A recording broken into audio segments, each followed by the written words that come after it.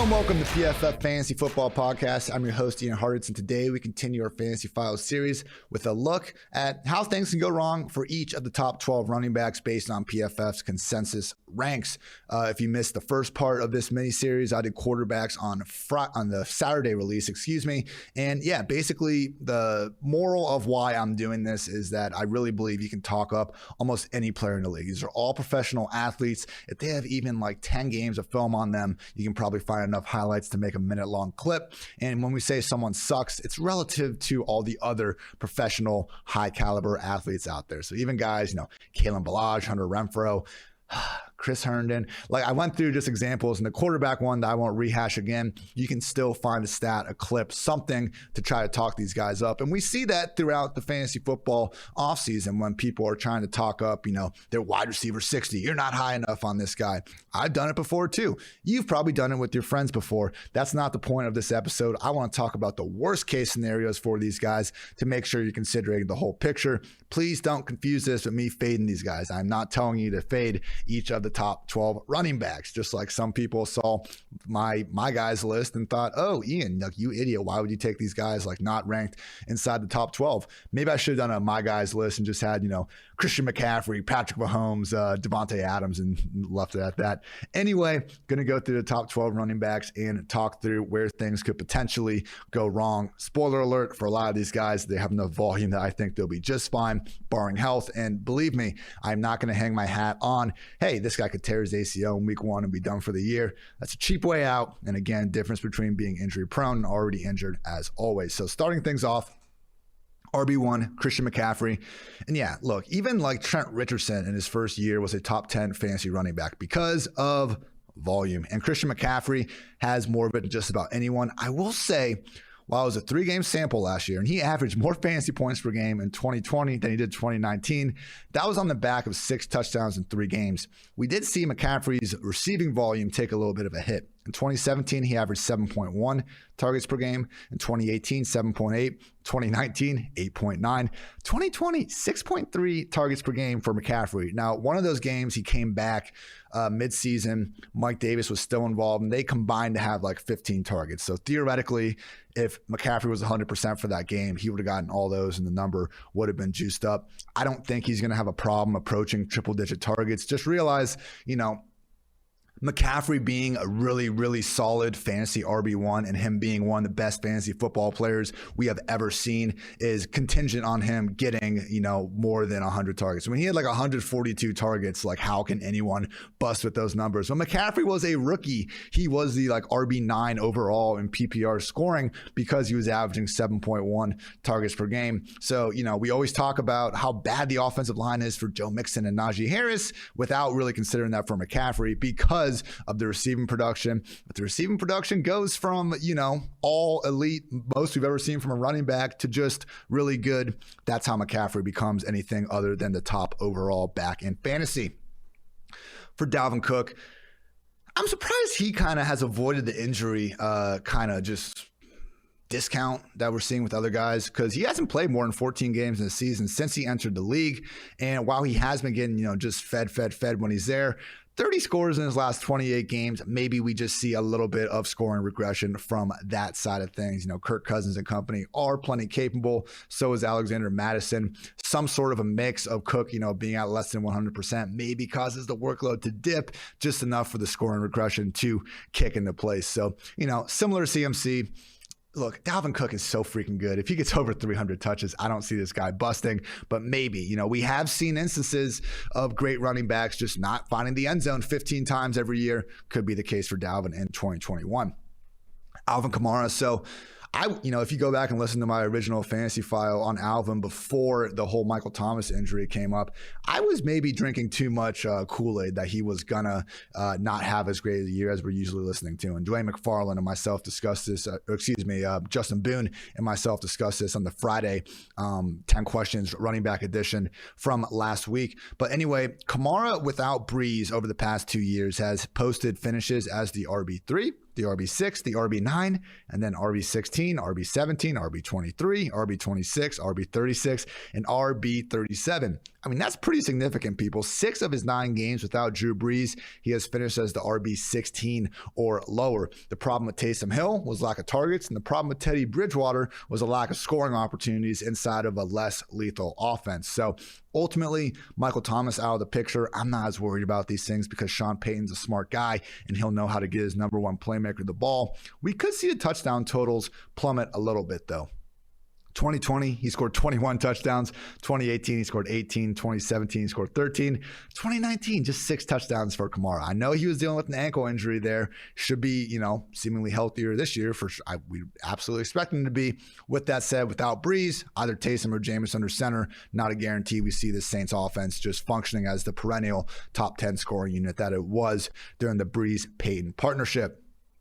For Derrick Henry, primary concern is that the volume rears its ugly head. I mean, last 3 guys to get over 400 touches in the season, DeMarco Murray in 2014, Le'Veon Bell in 2017, Christian McCaffrey in 2019, all busted hard next year. Now, DeMarco Murray came back in 2016, which is fine. Le'Veon busted because he decided to hold out. And McCaffrey, shoulder injury. I think we can all see no one's worried about that happening again in 2021.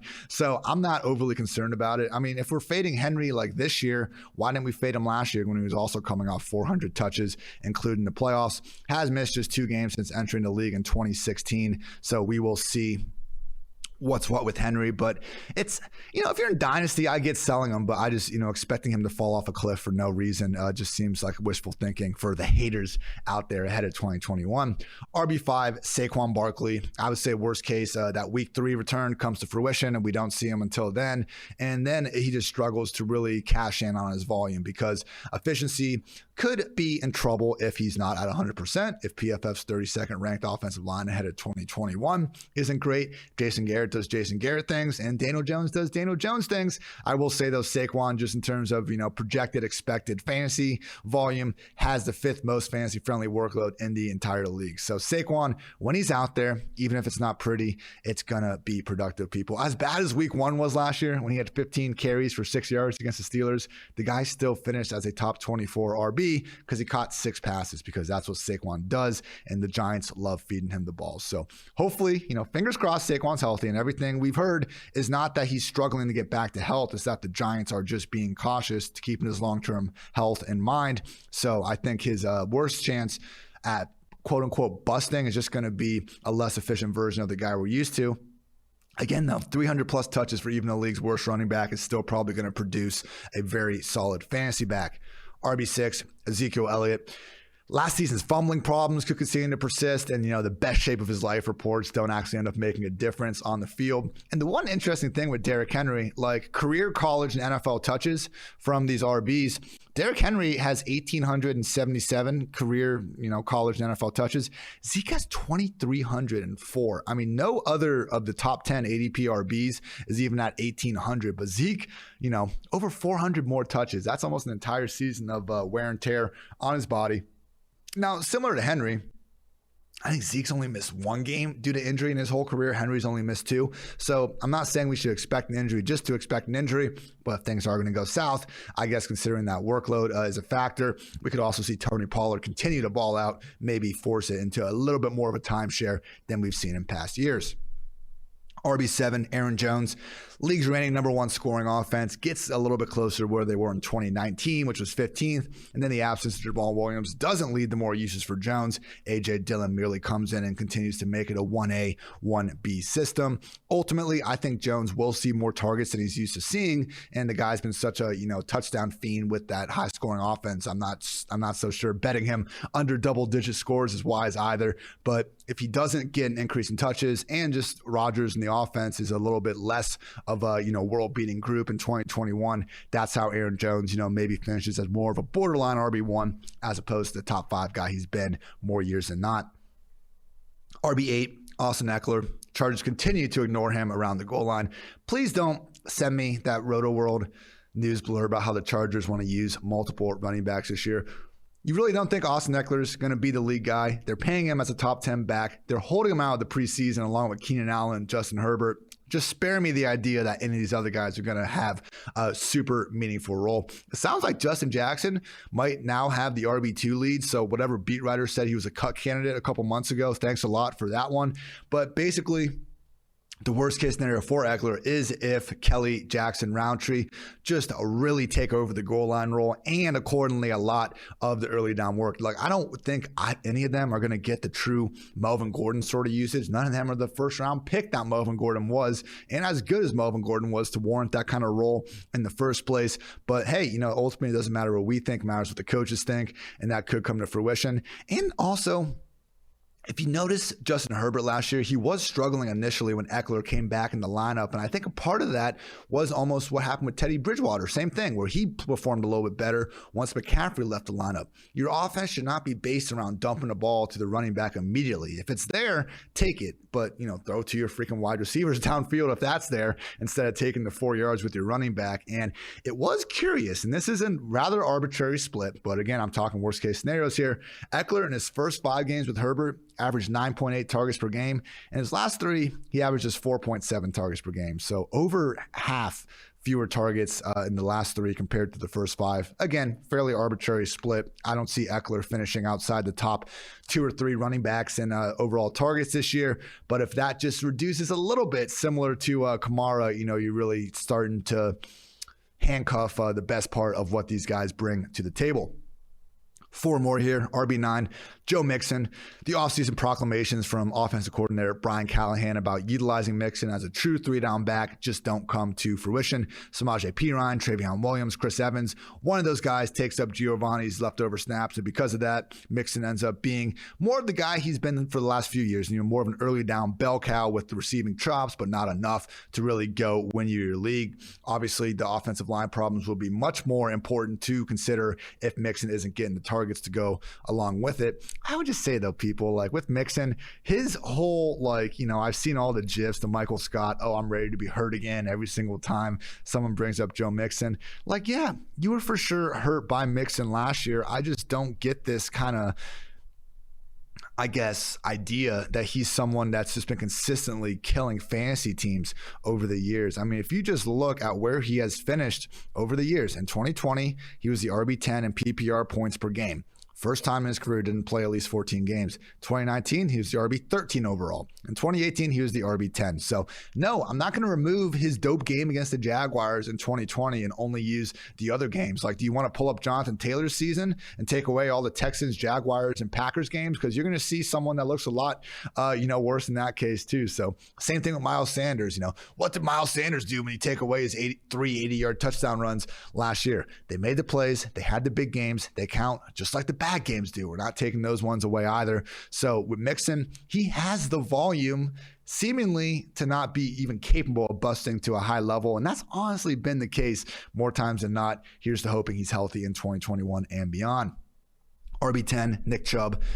He's so freaking good. I don't know how Nick Chubb with, anything over 250 touches would really bust much, but maybe Kareem Hunt, who's also pretty damn good, makes this more of a committee. Year 2, Kevin Stefanski offense with Baker Mayfield. They throw a ball a lot more often, and Nick Chubb ends up being just not having enough touches to really flirt with top 5 status. It's weird that Nick Chubb, who I think most people would consider a top 5 real-life running back, hasn't finished better than the fantasy RB8. So if Hunt, gets hurt or just takes a step back, we're looking at someone with legit overall RB1 upside. If Chubb could just get the targets, people, like the ceiling is the roof for the guy. But with that said, wouldn't it be absolutely shocking if Hunt, who's an incredible rusher in his own right, does start to split things up a little more? I don't really see it happening. I think the split from last year tells us that Chubb is for sure the guy. Hunt's the one that might be overvalued. If anything, just realize, Kareem Hunt, best backup running back in the NFL. It's not out of the realm of possibility for him to be a little more involved in 2021 than he was in 2020.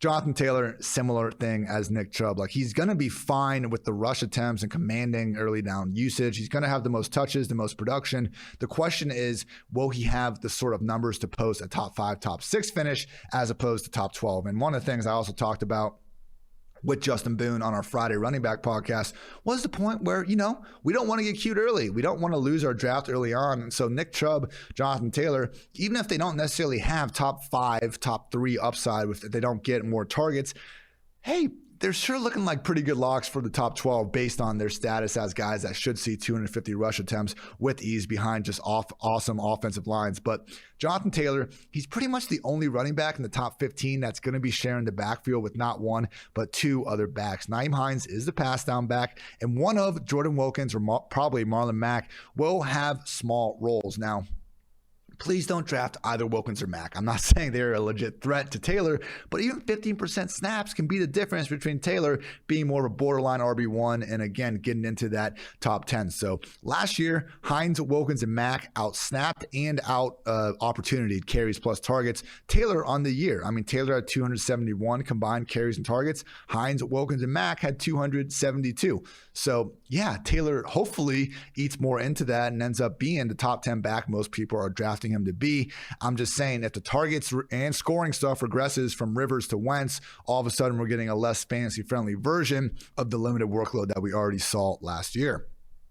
RB12, Najee Harris.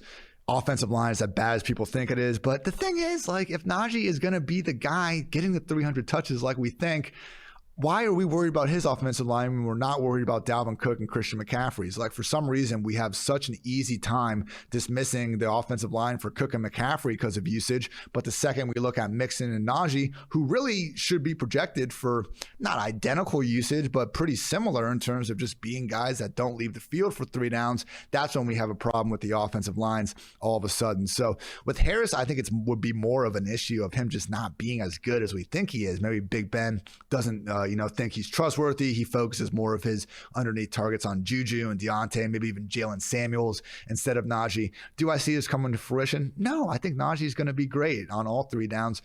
Just saying, again, it's tough for him to bust on the volume, and his first round draft capital and everything we've seen in the preseason tells us he's going to be the 3-down workhorse. To me, the only way he loses that job and thus loses his spot as a fantasy RB1 is if he starts playing bad enough to have the coaches actually take him out of the game.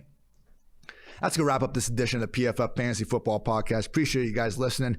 As always, want to give a quick shout out to our sponsors now. DraftKings. College football season is just around the corner, and to celebrate, DraftKings Sportsbook, America's top-rated sportsbook app, is putting new players in the center of the action with $200 in free bets instantly if you bet $1 or more on any college football game. DraftKings Sportsbook is safe, secure, and reliable, located right here in the United States, so it's easy to deposit and withdraw your money at your convenience. Download the DraftKings Sportsbook app now and use promo code PFF to receive $200 in free bets when you place a $1 bet on any college football game. That's promo code PFF to get your free $200 in free bets instantly. Limited time only. DraftKings Sportsbook. Must be 21 or older. New Jersey, Indiana, or Pennsylvania only. New customers only. Restrictions apply. See DraftKings.com/sportsbook for details. Gambling problem? Call 1-800-GAMBLER, or in Indiana, 1-800-9-WITH-IT. Thank you all for tuning in to PFF Fantasy Football Podcast. New episodes out every day of the week throughout the offseason. We will be wrapping up the Fantasy Files series next Friday on the 20th. Hope you guys have enjoyed it. In the meantime, of course, we'll still continue to have, I would say, 5 podcasts per week throughout the rest of the offseason. And once we get back into the year, we're going to have them on Monday, Tuesday, Wednesday, Thursday, Friday. 5 days a week. And then on Sunday mornings, we're actually going to be having a start-sit fantasy hour show where you guys can submit your start-sit questions and I can answer them. I fully subscribe to, teach a man how to fish and they can feed themselves for lives versus, just giving them a fish. I don't want to sit here and just tell you who to play every week. I want to describe, the process, why you should be playing these guys and all that. But when it gets down to Sunday, you just want to know who to start. If you still have questions, happy to help. So it'll probably be myself, Dwayne McFarland, Andrew Erickson. We're thinking 11 a.m. so that way the injuries can roll in and we can go through last minute stuff. Get your fantasy roster set before the real life football pregame shows come on at noon. So hopefully you guys will enjoy that. And again, just trying to help you win the fantasy leagues. I'm hoping to win mine as well. Got a bunch of freaking winners in here. How great is that? Great day to be great as always. I'm Ian Hartitz. Until next time, take care, everybody.